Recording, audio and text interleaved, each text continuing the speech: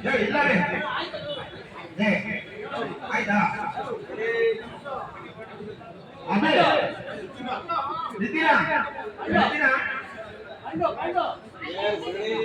ಮೇಲೆ ಅಂಬೇಡ್ಕರ್ ಯುವಕರ ಸೇನೆ ವತಿಯಿಂದ ವಿಶೇಷವಾಗಿ ನಮ್ಮ ಮಂಜುನಾಥ್ ರೆಡ್ಡಿ ಅವರ ಪ್ರಯತ್ನ, ಇಲ್ಲಿನ ಎಲ್ಲ ಯುವಕರ ಆಶಯ ಮತ್ತು ಶಾಸಕರಾದ ರಾಮಮೂರ್ತಿ ಅವರ ಸಹಯೋಗದೊಂದಿಗೆ ಅಂಬೇಡ್ಕರ್ ಇವತ್ತು ಅನಾವರಣ ಆಗಿದೆ. ದೇಶಕ್ಕೆ ಸಂವಿಧಾನ ಕೊಟ್ಟು ದೇಶದ ಸಮಗ್ರ ಅಭಿವೃದ್ಧಿಗೆ ನೂರಾರು ವರ್ಷದವರೆಗೆ ಒಂದು ಅಡಿಪಾಯ ಹಾಕೊಂಡಂತ ಮಹಾತ್ಮ ಬಾಬಾ ಸಾಹೇಬ್ ಅಂಬೇಡ್ಕರ್. ಅಂಬೇಡ್ಕರ್ ಅವರ ಪ್ರೇರಣೆ ಶಾಶ್ವತವಾಗಿ ದೇಶದಲ್ಲಿ ಯುವಕರಿಗೆ ಎಂದೂ ಕೂಡ ಇರಲಿ. ವಿಶೇಷವಾಗಿ ನಾನು ನಿಮ್ಮ ಮನವಿ ಮಾಡುವಂತದ್ದು ಅಂದ್ರೆ, ಇಲ್ಲಿ ಬಹಳ ಜನ ಮಕ್ಕಳು ನಾವು ನೋಡ್ತಾ ಇದ್ದೀವಿ, ಇಲ್ಲಿ ಯುವಕೀಸ್ ಎಲ್ಲ ಮಾಡ್ತಾ ಇದ್ದಾರೆ. ಅಂಬೇಡ್ಕರ್ ಅವರಿಂದ ನಾವು ಪಡ್ಕೊಳ್ಬೇಕಾಗಿರುವಂತ ಪ್ರೇರಣೆ ಅಂತಂದ್ರೆ, ಅಂಬೇಡ್ಕರ್ ಅವರು ವಿದ್ಯಾಭ್ಯಾಸಕ್ಕೆ ಕೊಟ್ಟಂತ ಒಂದು ಇಂಪಾರ್ಟೆನ್ಸ್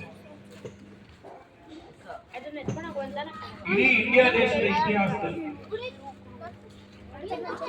ಕೊಲಂಬಿಯಾ ಯೂನಿವರ್ಸಿಟಿ ಹೋಗಿ ಅರ್ಥಶಾಸ್ತ್ರದಲ್ಲಿ ಫಿಲಾಸಫಿಯಲ್ಲಿ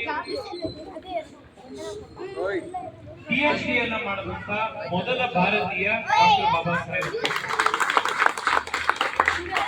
ಅವರ ಕಡೆ ದಿನಗಳಲ್ಲೂ ವಿದ್ಯಾಭ್ಯಾಸದ ಅವರ ದಾಹ ಎಂದೂ ಕೂಡ ಕಡಿಮೆ ಆಗಿದೆ. ಬಹಳ ಜನ ಗೊತ್ತಿರಲ್ಲ, ಕರ್ನಾಟಕದ ಚಿಕ್ಕಮಗಳೂರಿನಲ್ಲಿದ್ದಂತ ಒಬ್ರು ಸಂಸ್ಕೃತ ಪಂಡಿತರಿಂದ ಅಂಬೇಡ್ಕರ್ ಅವರು ಸಂಸ್ಕೃತವನ್ನ ಕಲ್ತ್ಕೊಳ್ಬೇಕು ಅಂತ ಹೇಳಿ ವರ್ಷಾಂಗಟ್ಟಲೆ ಸಂಸ್ಕೃತವನ್ನ ಕಲ್ತ್ಕೊಳ್ಳುವಂತ ಪ್ರಯತ್ನ ಆ ವಯಸ್ಸಿನಲ್ಲೂ ಮಾಡಿದ್ರು. ಅಂದ್ರೆ ಹೊಸದನ್ನ ಕಲ್ತ್ಕೊಳ್ಳೋದಕ್ಕೆ ಯಾವತ್ತೂ ಕೂಡ ಒಂದು ಏಜ್ ಲಿಮಿಟ್ ಇಲ್ಲ ಅನ್ನೋದನ್ನ, ಜ್ಞಾನ ದಾಹಕ್ಕೆ ಒಂದು ಇನ್ನೊಂದು ಹೆಸರು ಬಾಬಾ ಸಾಹೇಬ್ ಅಂಬೇಡ್ಕರ್.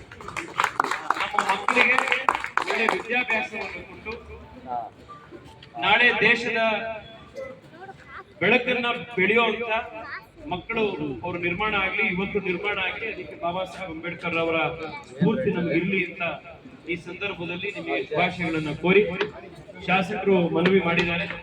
ಇಲ್ಲಿ ಮೇಲ್ಗಡೆ ಒಂದು ಹಾಲ್ನ ಮಾಡಿಕೊಡ್ಬೇಕು ಅಂತ, ಇನ್ನೊಂದು 15 ದಿವಸದ ಒಳಗಡೆ ಈ ವರ್ಷದ MP ಲ್ಯಾಂಡ್ ಅಮೌಂಟ್ಗಳು ಬರುತ್ತೆ. ಅದಾದ್ಮೇಲೆ ಮಂಜುನಾಥ್ ರೆಡ್ಡಿ ಅವರು ಇಲ್ಲಿನ ಯುವಕರ ಕಡೆಯಿಂದ ಒಂದು ಅಧಿಕೃತವಾಗಿ ಒಂದು ಪತ್ರ ಮಾಡಿ, ಮನವಿ ಪತ್ರ ಮಾಡಿಕೊಟ್ರೆ, ಇಲ್ಲಿಗೆ ಬೇಕಾಗುವಂತ ಹಾಲಿಗೆ ಎಷ್ಟು ಖರ್ಚಾಗುತ್ತೋ ಅದನ್ನ MP ಲ್ಯಾಂಡ್ ಮಾಡಿಸಿ ಮುಂದಿನ ವರ್ಷ ಅಂಬೇಡ್ಕರ್ ಜಯಂತಿಗೆ ಅದನ್ನು ಕೂಡ ಉದ್ಘಾಟನೆ ಮಾಡೋದ್ರ ಕಡೆಗೆ ನಾವೆಲ್ಲರೂ ಕೂಡ ಪ್ರಯತ್ನ ಮಾಡೋಣ. ಮತ್ತೊಮ್ಮೆ ನಿಮ್ಮೆಲ್ಲರಿಗೂ ಅಭಿನಂದನೆಗಳು. ನಮಸ್ಕಾರ.